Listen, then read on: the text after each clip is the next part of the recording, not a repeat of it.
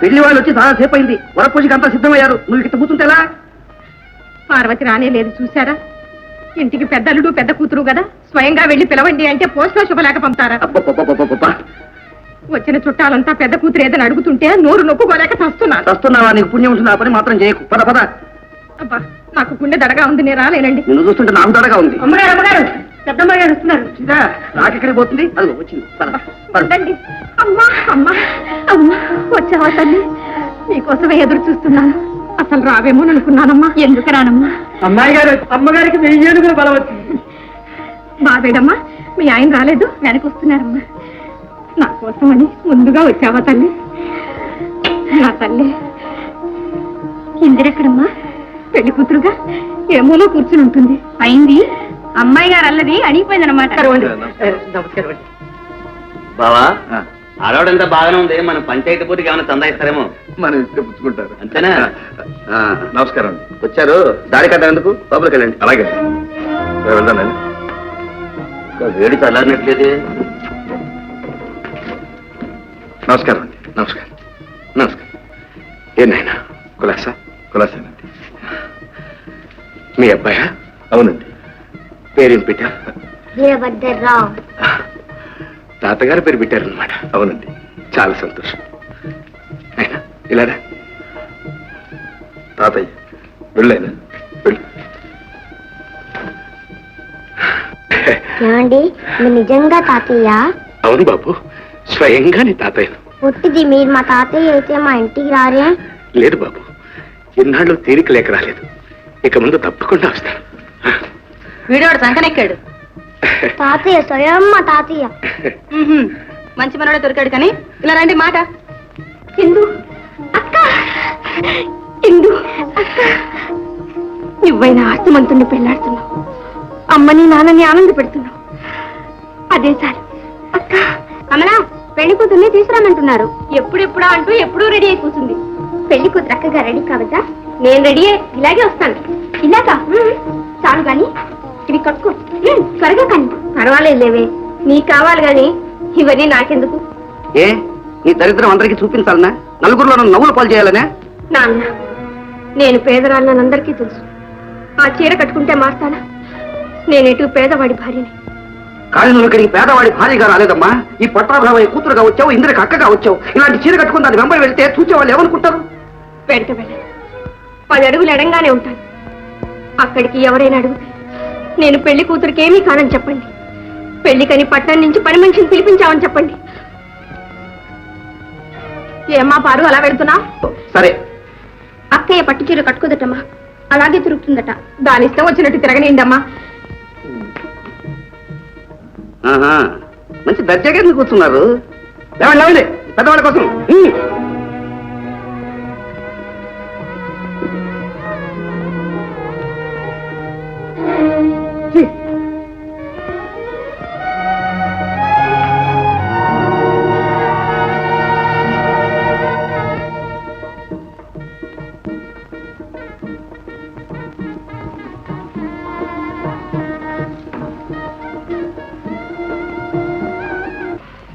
పేదవాడికి భగవంతుడిచ్చిన పెన్నిదే ఊరు.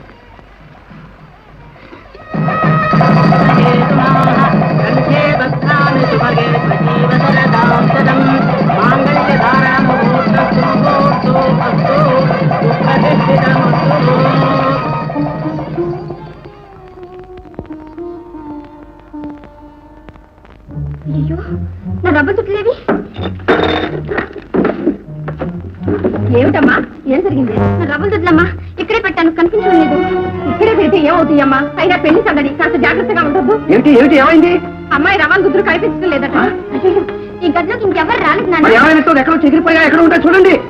అమ్మా, పారకుడికి ఎక్కడున్నాడు చూడమ్మా. వాడు ఇంతకు దిగులు తీశాడు. వాళ్ళ అమ్మకు కావాలన్నాడు. ఇందిరా అనుండొచ్చు, కానీ వాడు తీయడు. ఎక్కడ ఆ దొంగ? ఎక్కడ? నాన్న, ఇలా పిలవండి అన్నయ్య, నేను తేల్చేస్తాను. అడుగో. ఏమిటా గొడవ?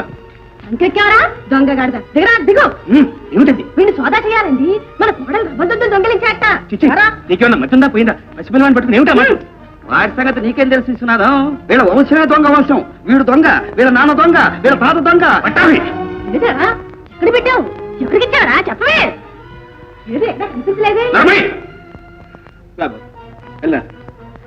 ఎందుకు మూయాలి నోరు అంత తేలిక వదిలిపెట్టారేంటి? ఈ సంగతి ఏమిటో తెలుసుకుంటాను. అది అమ్ముకు చేయడమో పెట్టెలన్నీ వెతకండి. పార్వతిని అడగండి, అడిగి చూడండి. అడగకపోతే ఊరికి వదిలిపెడతా. చూడండి, ఎక్కడ దాచుకున్నాను వెతుక్కోండి. నన్ను కూడా సోదా చేయండి. పోలీసులకు అప్పగించండి. పేదవాళ్ళైనంత మాత్రాన దొంగతనాలు చెయ్యండి నాన్న. కష్టపడి సంపాదించుకుంటారు. కలిగినంతలోనే కాలం వెళ్ళపుచ్చుతుంటారు. తిని కూర్చోవడం కంటే తెలియని మనమే పేదవాళ్ళ శ్రమని దొంగిలిస్తాం. దోచుకుని పెట్టెల్లో దాచుకుంటాం. కలిగిన వాళ్ళు దొంగతనం చేస్తే అది అదృష్టం. నలిగిన వాళ్ళకి అదృష్టం పట్టినా అది దొంగతనం. అనండి, ఇది మీ లోకం, డబ్బున వాళ్ళ లోకం. డబ్బే లోకాన్ని నడిపించే కాదు. ఇక్కడ మాలాంటి మనుషులకి మమతలకి చోటు లేదు. అమ్మా పార్వతి,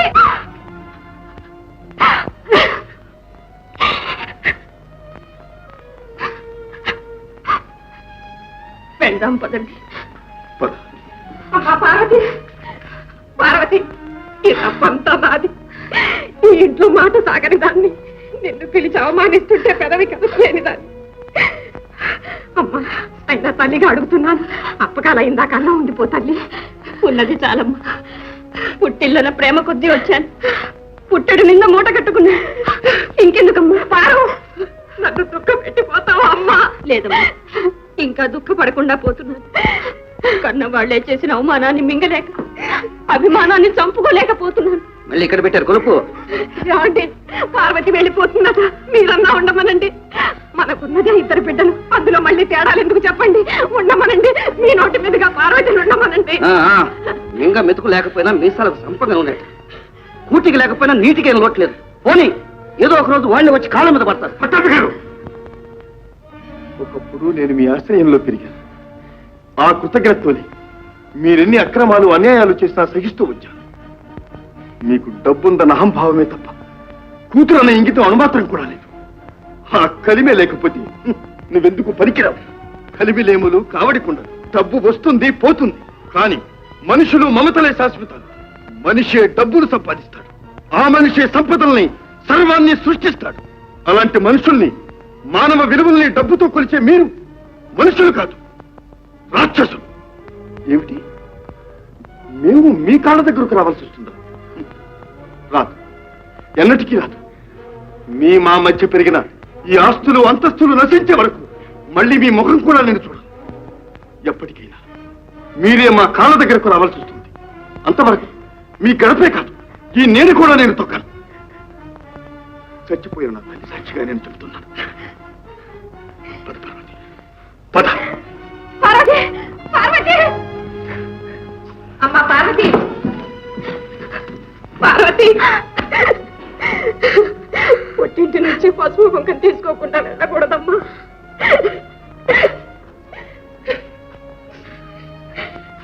తీసుకో.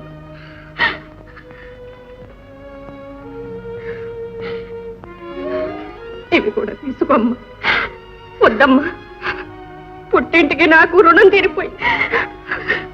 వస్తానమ్మా. పార్వతి, పార్వతి, పార్వతి, పార్వతి.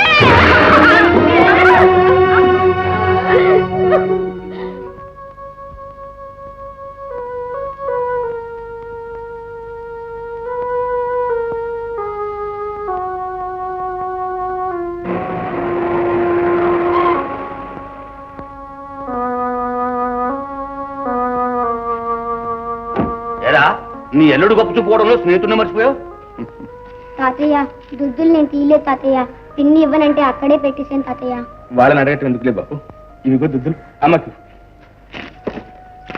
ఏమండి విశ్వనాథం గారు, మీ నగ మీరే పట్టుకెళ్ళండి, మళ్ళీ ఎప్పుడు తేకండి.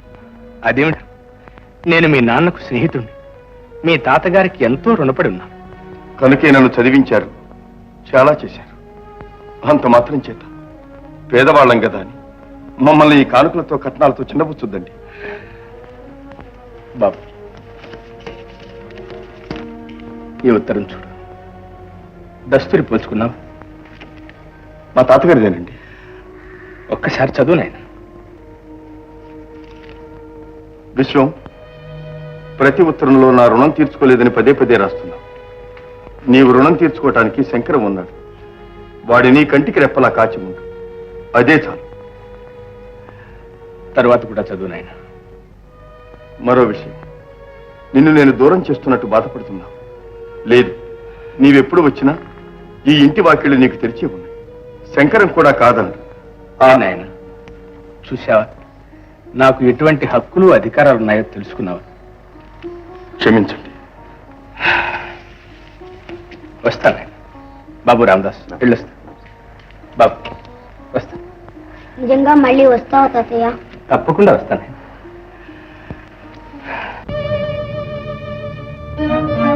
నా కోసమని ముందుగా వచ్చావా తల్లి?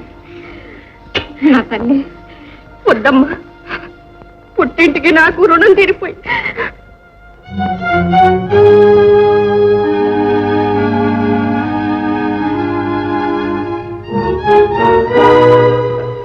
నమస్కారం. వచ్చారు, దారి కట్టేందుకు లోపలికి వెళ్ళండి. అలాగే.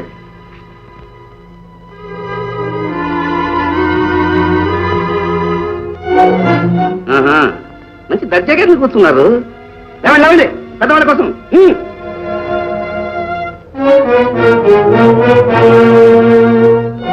ఇంకా మెతుకు లేకపోయినా మీసాలకు సంపదగా ఉన్నాయి. కూటికి లేకపోయినా నీటికి ఏం లోట్లేదు. పోనీ ఏదో ఒక రోజు వాళ్ళు వచ్చి కాళ్ళ మీద పడతారు. పట్టాభిగారు, మనిషే డబ్బులు సంపాదిస్తాడు. ఆ మనిషి సంపదల్ని సర్వాన్ని సృష్టిస్తాడు.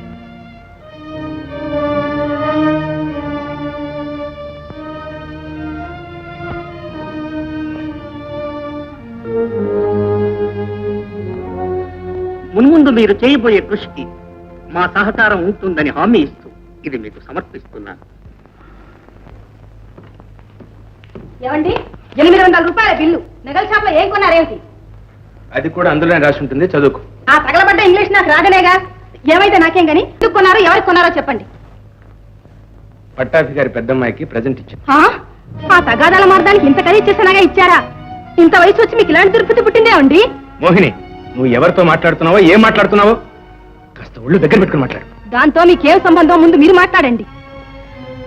పార్వతి నా పెద్ద కోడలు. ఓహో, ఏం పూత పూసారండి. చదువుకోవడానికి వచ్చిన కురాడితో లేచిపోయింది కదూ. ఆ మాయలాడి మిమ్మల్ని బుట్టలా వేసింది.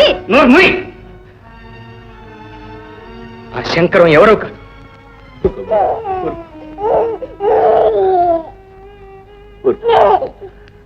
చచ్చి ఏ లోకాను ఉంది. నీ అమ్మ నా బ్రతుక్కంతా ఏడుతుంది.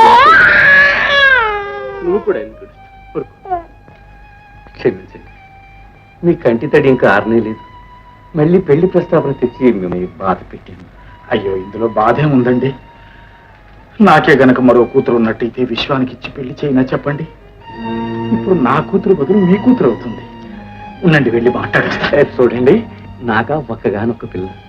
దానికి తను రెండో పిల్లవాడిని తెలుసుకుంటున్నట్టే తెలియకూడదు. ఈ పిల్లవాడు ఉన్నట్టే ఎవరికి ఎప్పటికీ బయటికి పొక్కకూడదు. అవును, అదే నిజమే. అంటే విశ్వనాథం తన పిల్లవాడితో ఎలాంటి సంబంధం ఉంచుకోకూడదు. అయ్యో, అదేమిటండి? అసలే తల్లి లేని వాడిని తండ్రి కూడా వదిలేస్తే ఆ బిడ్డ గతి ఏం కావాలి చెప్పండి. వాడికేమండి, అటు మీరున్నారు, ఇటు నేనున్నాను. అమ్మాయి సుఖం కోసం అలా చేస్తున్నానే గాని వాడి విశ్వనాథం కొడుకు కాడా, నాకు మనవడు కాడా? వాడి భవిష్యత్తు నేను చూస్తాను. వాడికి కావాల్సిన అన్ని ఏర్పాట్లు ఘనంగా నేను చేస్తాను. మీరు ఆ చింత వదలండి. ముందు విశ్వనాథం సంగతి చూడండి. కానివ్వండి, అన్నిటికీ ఈశ్వరుడే ఉంటున్నాడు. ఏది ఏమైనా ముందు విశ్వం పాడు కాకుండా మనం చూసుకోవాలి. వాడిని ఇప్పుడు వెంట పంపిస్తాం. అలాగే. విశ్వం, లక్ష్మణపతి గారు ఏమంటున్నారో విన్నావా? విన్నాను మావయ్య, అంతా విన్నాను. ఆయనకు మన కష్టం కానీ తన కన్న కూతురు ఇష్టం కానీ ఏమీ అక్కర్లేదు. డబ్బు కావాలి. ఎన్ని పాపాలైనా చేసి అది సంపాదించి పెట్టడానికి ఒక తెలివైన గుమస్తా కావాలి, అంతే. ఒరే ఒరే, నువ్వెంత దుఃఖంలో ఉన్నా ఎదుటి వాళ్ళకి దుఃఖం కలిగించకూడదురా. కాదులే మావయ్య. అవునరా, ఆయనకి ఇప్పటికే కావలసినంత డబ్బు ఉంది. డబ్బు పారేస్తే నీకన్నా తెలివైన గుమాస్తాలు ఎందరో దొరుకుతారు. కానీ ఏమీ లేని నీకు ఉన్న ఆస్తిని కన్న కూతుర్ని ఇస్తానంటున్న ఆయన గొప్పతనాన్ని చూడరా. తెల్లనివన్నీ పాలనుకునే నీకు ఇలాంటివన్నీ అర్థం కావలే మావయ్య. అర్థమై నువ్వు చేసేదేమిటయ్యా? సన్యాసం పుచ్చుకోవటమేనా? పిచ్చివాడు. చూడు, సుశీల కూడా నిన్నెంతగానో ప్రేమించింది. కానీ నీకోసం బతకరిగిందా నాయన? లేదు. ఆమె పని ముగిసింది, ఆమె వెళ్ళిపోయింది. కానీ నీ కర్తవ్యం ఇంకా మిగిలిందిరా నాయన. అందుకోసం నువ్వు బతికున్నావు. అందుకు ఫలితంగా బ్రతుకు దూరంగా పారిపోవటమేనా చెప్పు? కాదులే మావయ్య, ఇందులో చాలా సాధక బతకాలి. నా మాట విను. మాట లేదు, మంతి లేదు, నేను చెప్పినట్టు చెయ్యి. మావయ్య, ఇలా చేస్తే నేను సుశీలకు ద్రోహం చేసిన వాడిని అవుతాను. ద్రోహం? భర్త దేశదిమ్మరై తిరుగుతూ ఉంటే తన బిడ్డకు తల్లితో పాటు తండ్రి కూడా లేకుండా పోతే సుశీల ఆత్మకు శాంతి కలుగుతుందా? మావయ్య, నా బిడ్డ ఆత్మశాంతి కోసమైనా నిన్ను పాడు కానివ్వనరా. పెద్దవాడిని ఎందుకు చెప్తున్నాను అర్థం చేసుకో. ఇంటి ముందు వచ్చిన లక్ష్మిని వెంటబడి తరిమే ఇక్కడ.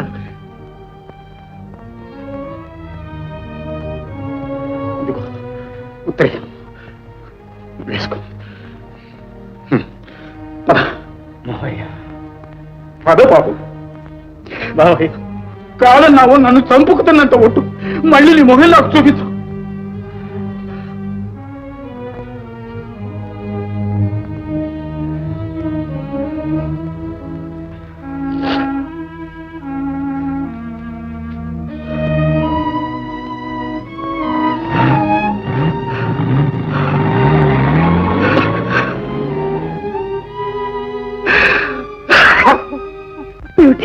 మా నాన్నను మోసగించిన రెండో పెళ్లి చేసుకున్నారా?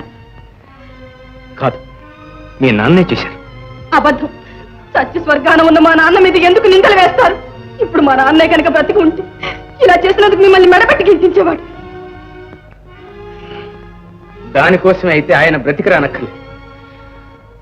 నేనే వెళ్తున్నాను. ఆయన ఆస్తిని కీర్తిని అన్నిటినీ నువ్వే నెత్తిన కట్టుకుని ఊరేవు.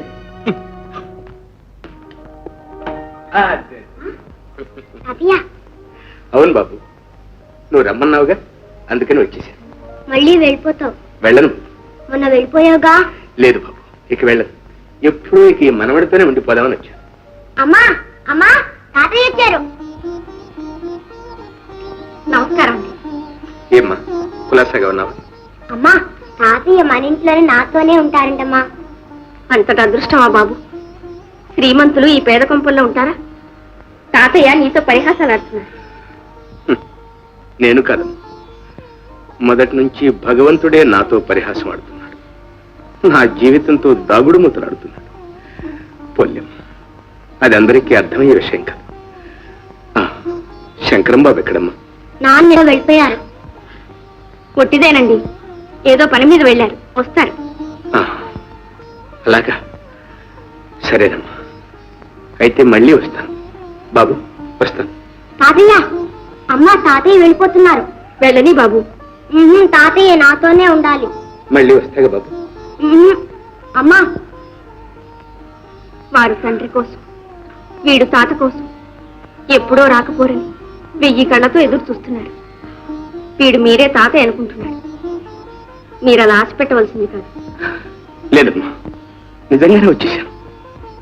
ఇంకే, వారి తాతగారే మీకు ఆహ్వానం అధికారం ఇచ్చారు. వారు మీకు ఇంటి తలుపులు తెరిచే ఉంచారు.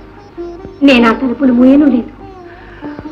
పార్వతి, రండి. రా తాతయ్య, వెళ్దాం.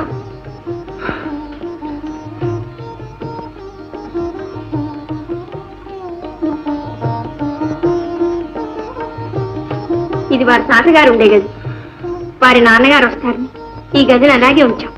మీరు ఇక్కడే ఉండొచ్చు. నేనా? అవును, మీరు మా తండ్రి వంటి వారు. తాత మనవాళ్ళు కబుర్లు చెప్పుకుంటూ ఉండండి, నేను స్నానానికి ఏర్పాట్లు అవి చేస్తాను.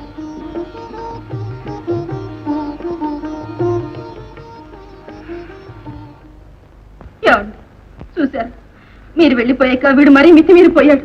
ఊరి నిండా అప్పులు చేస్తున్నాడు. డబ్బో డబ్బు అని మాటి మాటికి నా ప్రాణం తీస్తున్నాడు. డబ్బు ఒరే, నువ్వు చచ్చి గీపెట్టినా సరే మీరు చిల్లి గవ్వ కూడా నీకు ఇవ్వనరా. చిల్లిగా ఎందుకు మమ్మీ? అసలు డబ్బు మనుషులను పాడు చేస్తుంది. ఆ డబ్బేగా మీ నాన్న పరలోకం పట్టుకుపోయింది. వేదవతి, డబ్బు ఎందుకు మమ్మీ అసలు? నా బాబే, నా నాయనే. డబ్బు ఎవరు కావాలి మమ్మీ? వేదవ డబ్బు. ఆ తాళం చేతులు ఎలా పడే? తాళం చేతులే? ఒరే మనోహరం, నా ప్రాణ హరిమన్నా సరే తాళం చేతులు మాత్రం ఇవ్వనరా. మమ్మీ ఇవ్వవా? ఇవ్వను. ఏం చేస్తావురా? ఏం చేస్తాను? ఏం చేస్తావు? కష్టపడి సంపాదించుకోవడం. పోయి సంపాదించుకో. సంపాదించుకోనా? సంపాదించుకో. సరే. మనోహరం, నాయన మనోహరం, నా మాట విను. మమ్మీ, మమ్మీ, నేను చంపేస్తాను మమ్మీ. అయితే మళ్ళీ ఈ ఊరు నుంచి మకాం ఎత్తేసి అడవిలో కాపురం పెట్టి అక్కడ ఒక ఊరు కట్టాలంటావు. రే, నన్ను ముప్పు తిప్పలో పెట్టి 3 చెరువుల నీళ్లు తగ్గించేస్తున్నావురా. అదే రా నిర్మసి తగినంత శ్రమ చేయాలి, ఆ శ్రమ 10 ఫలించాలి. అయితే నువ్వు ఎక్కిన గురం దిగనంటావు. ఇప్పుడు ఎలా రా దిగేది? ప్రభుత్వం వారి దగ్గర నుంచి బంజర్లు కబురుకు తీసుకున్నాం, అవును. అప్పు కూడా పుచ్చుకున్నాం, అవును. కావలసిన పరికరాలేవో ఆర్డర్లు ఇచ్చాం. సత్యంరా దేవుడా, కొండనాలకి పెడితే ఉండనాలకి ఊడిందన్నట్టు ఓటానికి మన దగ్గరే ఉందిరా, దరిద్రమేగా. అది కూడా పోతుందని భయమా? చేసిన చాకరీ పోతే చాలదట్రా. తప్పు దాసుగా. దండంతో సరి చెప్పండి. తల్లిని నమ్మినవాడు ధరణిని నమ్మినవాడు ఎప్పుడూ చెడిపోడు. తల్లి చచ్చే కష్టాలు పడి మనకు జన్మనిస్తుంది, ఈ భూమి మీద పడేస్తుంది. ఆ తరువాత ఈ భూమాతే సర్వ బాధలకు వచ్చి మన బ్రతికిస్తుంది.